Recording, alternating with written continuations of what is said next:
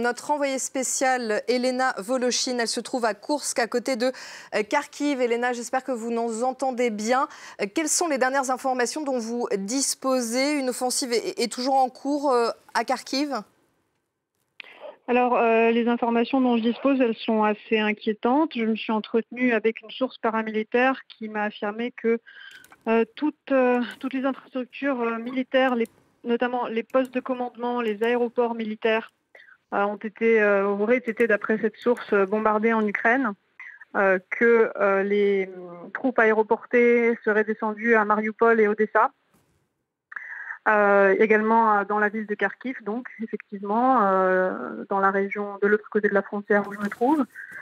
Euh, cette source m'a également affirmé que une fois cette opération de sabotage des infrastructures militaires ukrainiennes réalisée, notamment la destruction aussi annoncée par la Russie de la défense antiaérienne ukrainienne, eh bien, un ultimatum serait posé à l'armée ukrainienne de se rendre et de déposer les armes.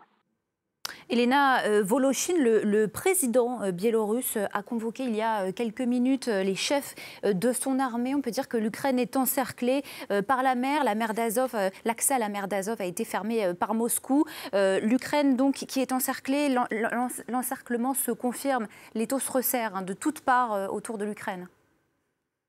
Oui, c'est exactement ça. Et cette offensive, elle est beaucoup plus importante que celle que l'on envisageait dans les pires scénarios, même ces derniers jours.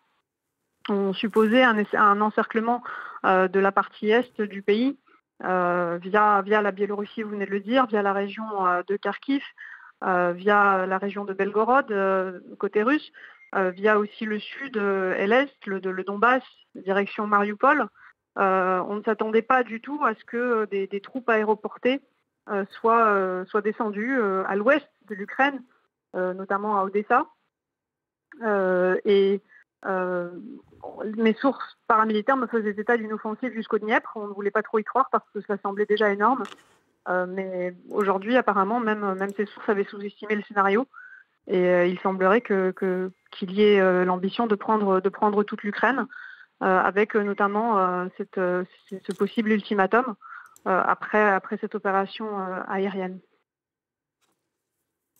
Merci, Elena.